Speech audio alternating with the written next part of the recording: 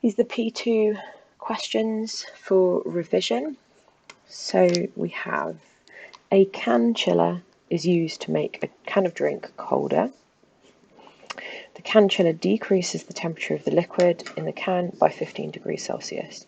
The mass of liquid is 0.33 kilograms. The specific heat capacity of the liquid is 4,200 joules per kilogram degree Celsius. Calculate the energy transferred from the liquid as it cools.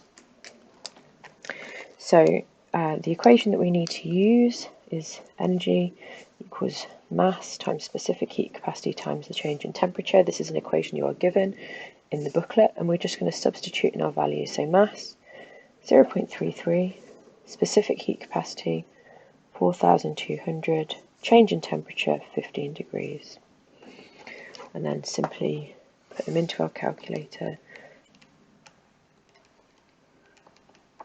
We have 20790, so 20,790 joules.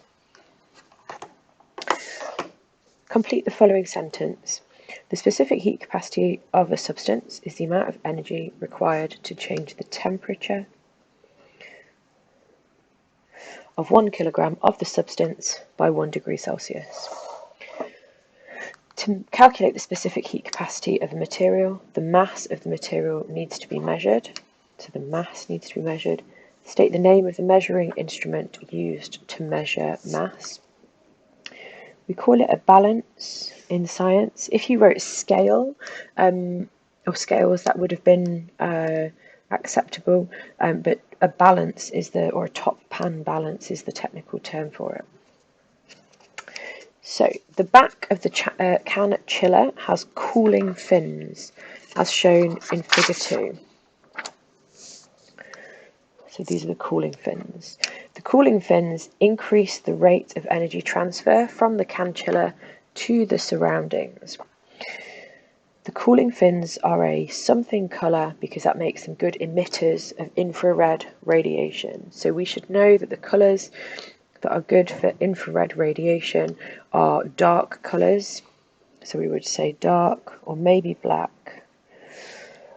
The large surface area of the cooling fins allows the air around the can chiller to gain energy quickly and rise, transferring energy by convection. So energy moving up and round.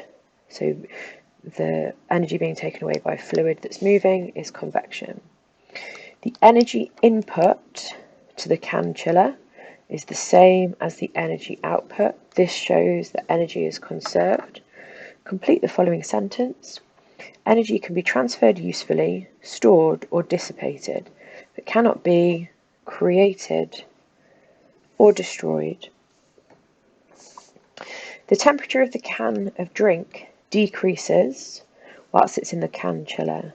What happens to the temperature of the air around the cooling fins? It will increase. So that was the foundation question. The next question is the one that would be on both papers. So the specific heat capacity of aluminium can be determined by experiment. So this is the required practical that you would be expected to be able to do.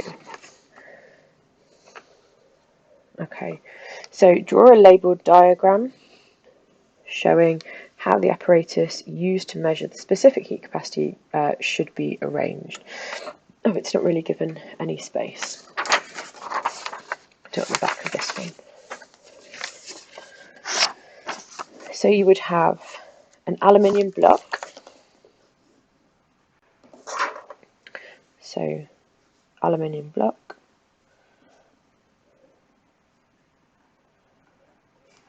And you would have insulation that would fit around it, so that any energy that's being transferred to the aluminium block isn't just being dissipated straight away to the atmosphere. And then inside, into the aluminium block, you would have a thermometer. Excuse my terrible drawing. Okay, so you would have a thermometer. to measure the temperature, and you would also have a heater that would be connected to a joule meter. So a joule meter to measure the energy, and a heater is technically called an immersion heater because it's immersed in it, so it's placed in it. Yeah, so thermometer in the aluminium block, a joule meter that is attached to a heater. You could have it where the heater is attached to an ammeter and a voltmeter, that you can work out the power of the circuit, but that's fine. Okay, then the next question, describe how you could use the apparatus you drew in part A to determine the specific heat capacity of aluminium.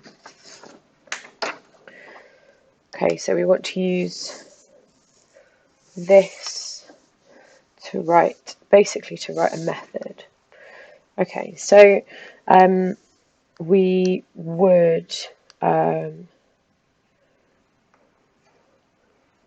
first of all, we would write our method in numbered bullet points.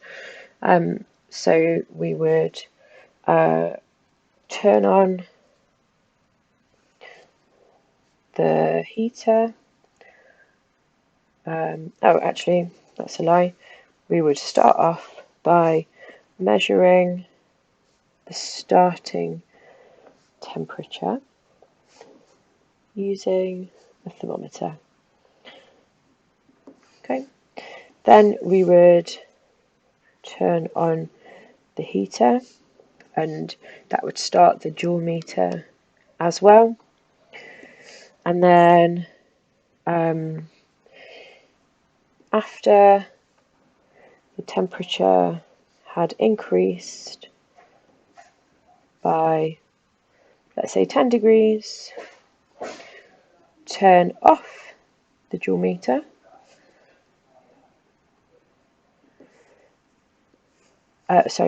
Turn off the heater. So record the end temperature and subtract the start temperature to find the increase. Okay, record the energy transferred from the joule meter. Okay, so, and by that I mean energy transferred, not that it's being transferred from the joule meter, as in it'll be recorded from the joule meter. Okay, and then you would measure the mass on a balance. So that would be your method for doing this. And then you would then apply to the equation E equals mc delta theta. So energy is equal to mass times specific heat capacity times the change in temperature. So you would substitute into that and rearrange. You could repeat to calculate a mean. Okay. You might want to put in something about safety. So with the immersion heater, you could say, don't touch it when it's hot. Okay. But generally that would be a good summary of how to do that experiment. Okay, methods used to determine the specific heat capacity of aluminium may give a value greater than the actual value. Explain why. Okay, if we look at the rearranged equation, so specific heat capacity is equal to energy over mass times the change in temperature.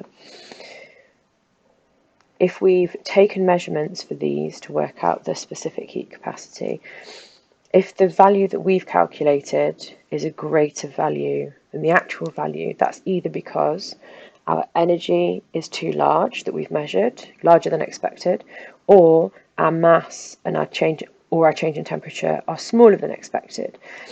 Well, our mass is unlikely to be drastically incorrect, and neither is our change in temperature, but our value for energy is where is the most likely source of error, basically. So because of this, we know that the energy recorded is greater than the energy that went to the block. And this is because some energy is dissipated to the surroundings.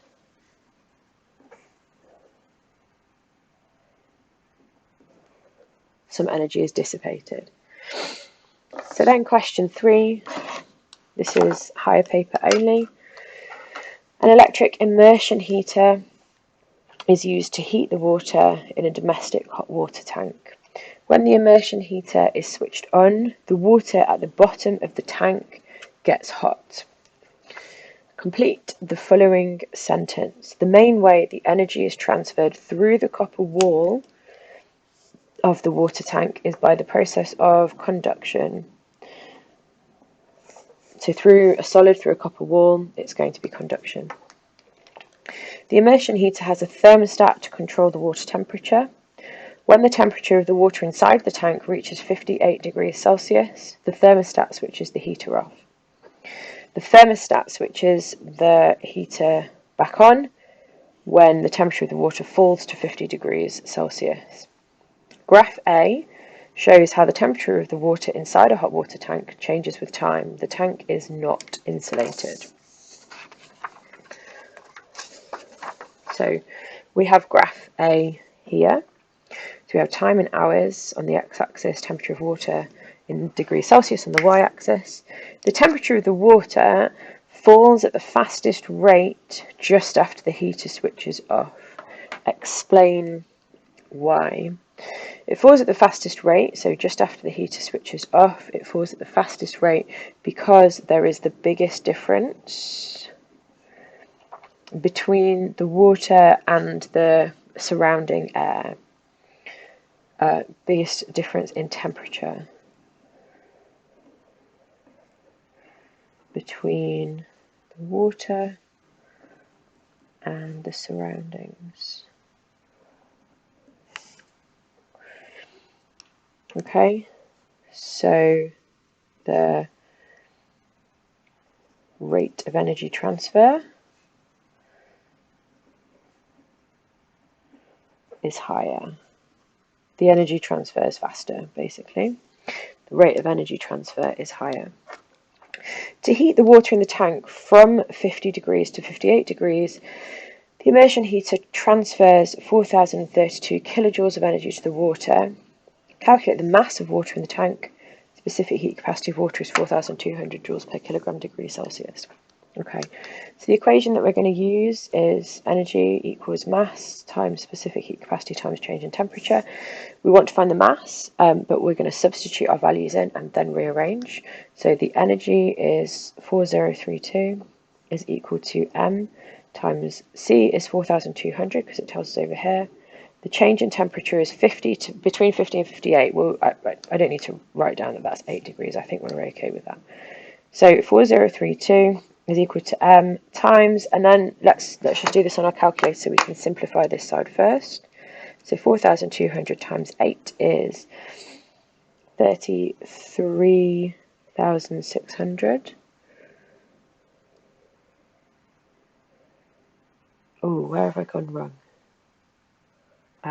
Okay, I've spotted an error. 4,032 kilojoules. So 4032000. Otherwise that was going to be a very small mass of water. Okay, so that's a lesson to make sure that you are annotating and checking your questions. So now we want to rearrange. I've got m times through 33,600, so I need to divide this side by 33,600. And whatever I do to this side, I need to do to this side as well. Of course, you can put this in standard form if that is easier for you, and I would recommend that perhaps you use standard form, but I'm trying to make this more accessible for people who perhaps physics isn't their strongest point. So 120 kilograms is what our answer is for that question. So an insulated jacket is fitted to the hot water tank. Graph B shows how the temperature of the water inside the insulated hot water jacket changes with time. So now we have this graph. So if we compare it to this one, okay, this is graph A with no insulation, this is graph B. An insulating jacket only costs £12. By comparing graph A with graph B, explain why fitting an insulating jacket to a hot water tank saves money. Okay, so to make this a little bit easier, let's put the two graphs like this. So I have graph A at the top and graph B. So we need to say, why is it going to save us money? So we can see here that the boiler has, on graph A, the boiler's turned on and then is turned off, turned on, turned off, turned on again. Whereas in graph B, the boiler has turned off at this point, and it's only triggered to turn on again after 3.5 hours, rather than being triggered to turn on again twice in that time. So we can say the water stays hotter for longer, or stays hot for longer. Otherwise that suggests that we're changing two things. The heater turns on fewer times, or the heater is on for less time. So the cost of the jacket is paid back by cheaper or lower energy bills.